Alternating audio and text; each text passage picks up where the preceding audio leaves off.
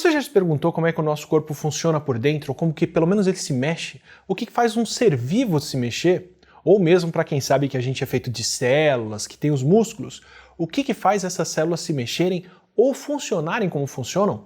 A gente levou mais de um século para realmente saber como que o músculo mexe, mas o que nós descobrimos no processo é fantástico. Movimento é algo que sempre chama a nossa atenção. Quando alguma coisa parece se mexer por conta própria e não por causa do vento ou algum fator externo, é um caminho bem direto para a gente pensar que aquilo tem que estar vivo. Não é por acaso que os brinquedos de Toy Story se mexem quando ninguém está olhando e param de se mexer quando o dono chega. E a noção do que nos faz se mexer está lá no começo das discussões sobre o que é vida. O movimento dos músculos foi justamente o que nos ajudou a mudar a perspectiva biológica da vida de algo animístico para uma visão mais mecânica. Além daquela discussão toda sobre o que seria o espírito, que eu falei em outro vídeo já, uma questão bastante comum quando a gente começou a entender como que o corpo funcionava era a ligação entre a alma e o corpo, como que a nossa mente ou como que os nossos pensamentos poderiam transformar uma vontade em um movimento do corpo. O que anima o nosso corpo para a gente poder, por exemplo, mexer um braço? Por muito tempo se perguntou o que levava as intenções do cérebro, onde ficaria o espírito, para os músculos. E durante o Renascimento nós entendíamos a anatomia dos músculos e a capacidade que eles têm de contrair como se fosse uma mola. E mesmo depois da descoberta dos nervos, sem os quais os músculos paravam de se mexer, ainda não se sabia o que se passava por dentro deles para poder avisar os músculos para se contraírem. Essa pergunta ganhou uma outra importância com a descoberta da eletricidade. Não é nada difícil de imaginar quem estava testando as primeiras garrafas de Leyden tomando choque. Ela é uma garrafa de vidro cheia de água com uma folha de metal e um terminal que foi um dos primeiros capacitores inventados, ou seja, é uma garrafa que guarda energia elétrica. E uma boa carga, aliás. Então, antes mesmo de sabermos produzir energia elétrica por reações químicas ou com algum tipo de gerador com motor, já era possível produzir energia estática, como se faz esfregando uma flanela em uma bexiga, e armazenar essa energia na garrafa de Leyden. E qual é a primeira coisa que alguém que acabou de tomar choque pensa em fazer? Chamar mais alguém para encostar e tomar choque também. Foi assim que descobrimos que a energia elétrica também é capaz de despertar o movimento dos nossos músculos, como você também já pode ter descoberto por conta própria sem querer quando tomou um choque. E abrindo um parênteses aqui, esse é inclusive o problema de quem segura um objeto por onde está passando uma corrente elétrica, como de repente um andaime que acabou encostando em um fio. Os músculos da mão se contraem e a pessoa não tem como soltar o que ela está segurando, e o diafragma se contrai e a pessoa não tem nem como gritar para avisar. Mas voltando à descoberta dos movimentos, o que alguém com mais curiosidade ainda tenta com a eletricidade? Dá choque em outras coisas, incluindo no final do século XVIII, dá choque em animais mortos. Como o italiano Luigi Galvani e sua esposa Lucia Galeazzi, que viram que as pernas de sapinhos ainda mexiam mesmo depois deles morrerem, quando encostavam eletrodos no corpo e nas pernas deles. Não era bem o espírito, nem uma força vital, mas sim impulsos elétricos que poderiam fazer os músculos se contraírem. Ainda faltava nessa época olhar realmente de perto para os músculos para entender o que acontecia com eles durante a contração. Mas os experimentos do Galvani e de outros que usaram animais e até pessoas mortas para poder ver o movimento muscular acontecendo pelas próximas décadas, com choques inclusive, foram suficientes para impressionar uma escritora em particular, que é a Mary Shelley, que, se não inaugurou o formato de romance de ficção científica, pelo menos definiu o gênero quando escreveu a obra Frankenstein entre 1816 e 17. Uma obra onde o experimento é revertido. Ao invés de dissecar um corpo para buscar o que é a força vital, o cientista Dr. Frankenstein faz uma cirurgia para construir um corpo e reanima essa criatura com a força vital. No livro original, Shelley cita o galvanismo, que era justamente o estudo das correntes elétricas no corpo. Mas a obra deixa vago como o Dr. Frankenstein despertou a fagulha de vida na criatura. Só em adaptações para o teatro e para o cinema que colocaram raios como a fonte de energia, o que é bem dramático. E bem mais marcante do que usar as baterias que fariam bem mais sentido no contexto de onde o livro surgiu. Tanto que as adaptações de teatro são o que tornou essa obra famosa. Uns 30 anos mais para frente, ainda pensando em como os músculos se mexiam, o médico e pesquisador alemão Hermann von Helmholtz queria saber e demonstrar que o movimento muscular era um processo químico e mecânico e não o resultado de uma força vital, animística. E o Helmholtz usou medidas para poder fazer isso. Ele comparou pernas de sapo que tinham passado pelo estímulo elétrico várias vezes com pernas que não haviam passado por isso. Comparando quanto dos músculos era solúvel em água e quanto era solúvel em álcool, ele viu que conforme o músculo era exercitado, parte do que antes diluía na água, de repente passava a ser diluído no álcool, como se alguma substância nos músculos fosse transformada no processo, de algo que era solúvel em água para algo que não era. Ele e outros acabaram mostrando que o movimento dependia da energia que podia vir da comida e essa transformação mudava a composição dos músculos. Mas ainda não sabiam qual o mecanismo que faz isso. Pouco a pouco a gente foi olhando cada vez mais de perto para os músculos e descobrindo que eles são formados de proteínas. E descobrindo inclusive quais são essas proteínas, como a primeira proteína isolada do músculo pelo Wilhelm Kuhn, que ele chamou de proteína do músculo, com termos biológicos, claro. É a miosina, onde mio é o prefixo grego de onde vem o mus de músculo e ina porque é uma proteína. Miosina é proteína de músculo. Com mais estudos, descobrimos que a miosina pura forma fibras longas e consome energia. E conforme ela consome energia, fica mais ou menos viscosa e forma fibras mais ou menos longas. E quando era misturada com uma outra proteína do músculo, essas fibras contraíam. Quando essa outra proteína foi purificada e finalmente isolada, ela ganhou o nome de actina, ou proteína que ativa a miosina. Ou seja, o que move o músculo é a proteína do músculo e a proteína que ativa a proteína do músculo, miosina e actina. Imagina o quão emocionante não deve ter sido para quem queria saber como o músculo contrai encontrar duas proteínas que, mesmo fora dos músculos, quando são misturadas e têm energia, formam fibras que contraem. E aí, estudando como elas interagem, ficou claro o que acontece. As fibras de miosina e de actina não precisam de energia para se ligarem. Elas, na verdade, precisam da energia para poder contrair e depois desligar. Sem energia, as duas proteínas ficam presas umas nas outras e não desgrudam mais.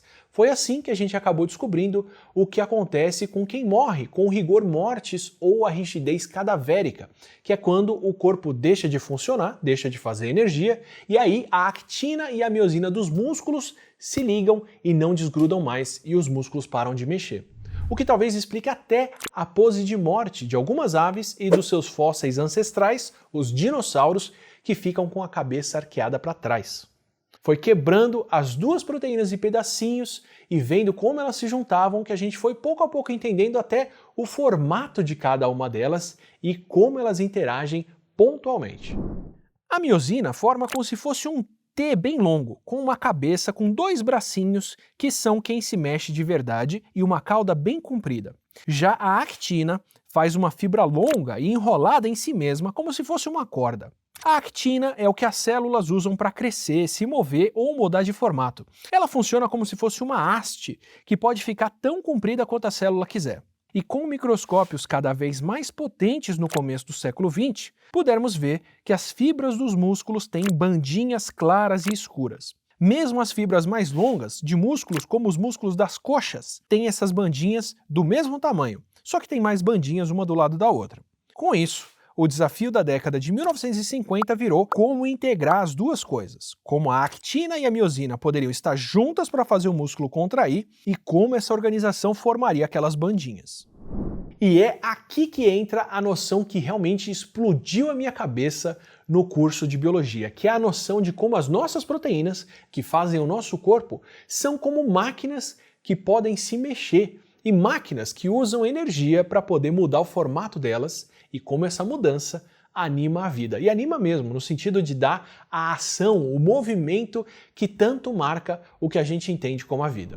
A cabeça da miosina pode mudar de formato. Cada bracinho daqueles que faz o T na cabeça dela tem duas posições, uma posição na horizontal e quando ela gasta energia, ela fica na diagonal. E quando ela se ancora na actina, esse movimento pode puxar a miosina toda para cima. É um movimento que muda alguns milionésimos de milímetro na ponta da miosina, mas se você faz um feixe de miosina dentro de um trilho de actina, ele tem muito mais força. E se você combinar vários desses feixes empilhados, sanduíches de actina e miosina, você forma as bandas das fibras musculares que agora podem contrair e relaxar em sincronia. Combinando alguns trilhões de moléculas de miosina se deslocando dentro dos músculos, você consegue fazer força suficiente para poder, por exemplo, segurar o celular na sua mão. Cada miosina sozinha, por conta própria, age como se fosse uma maquininha. E na verdade, se você espalhar fibras de actina em cima de uma plaquinha de vidro para fazer o trilho por onde ela pode andar e espalhar por cima disso moléculas de miosina e der energia para elas, elas vão se deslocar sozinhas. São essas cobrinhas se mexendo vistas pelo microscópio. Por si só, são maquininhas autônomas que podem se mover. Tão autônomas que no futuro podem ser usadas para levar moléculas para as nossas células, por dentro do nosso corpo, ou de repente fazer procedimentos em uma escala microscópica que a gente só pode sonhar hoje em dia. Mas quando nós combinamos essas moléculas dentro dos nossos músculos, surge um fenômeno completamente diferente, que é o movimento que nos dá vida, o movimento que faltava para a criatura de Frankenstein. É esse movimento simples da miosina com a actina que move cada fibra muscular do nosso corpo. Controladas pelos impulsos nervosos, levados pelos nervos, que realmente lembram impulsos elétricos, são elas que fazem os músculos contraírem.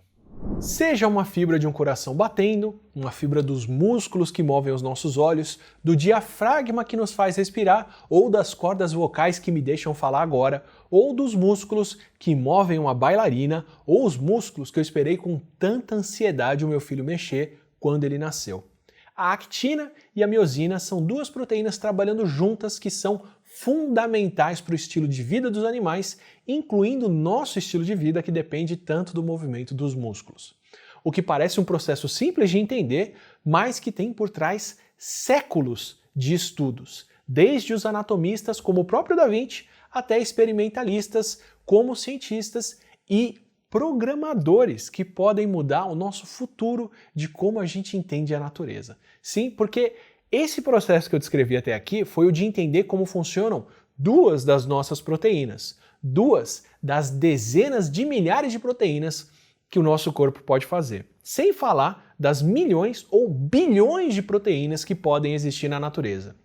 Cada uma delas com um formato diferente, capaz de fazer uma função diferente. E uma das maiores questões é como saber o formato que uma proteína pode ter sem precisar estudar e olhar ela em um microscópio. Conhecendo o material genético de um organismo, o DNA dele, por exemplo, a gente já pode saber hoje em dia quais são os ingredientes das proteínas que esse organismo faz. Mas daí a entender como que essas proteínas se dobram e qual é o formato que elas ganham, é uma das questões mais difíceis da biologia das últimas décadas. Uma questão que começou a ser respondida agora com a rede neural AlphaFold, o sistema de inteligência artificial da DeepMind do Google, que aprendeu a predizer estruturas de proteínas melhor do que qualquer técnica que nós vimos até aqui. Esse é o começo de uma revolução que a inteligência artificial está trazendo para como a gente entende a vida e como a gente estuda como a vida funciona, que já começa a ser modificada e feita por mais gente, inclusive de fora do Google.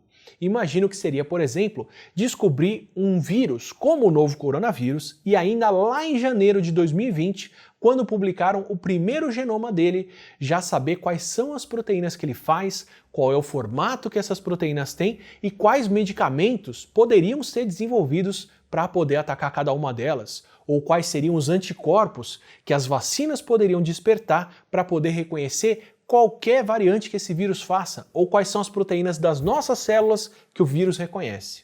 E entender em meses o que levaria décadas e mais décadas para ser desvendado, muito depois de quando a gente pode agir.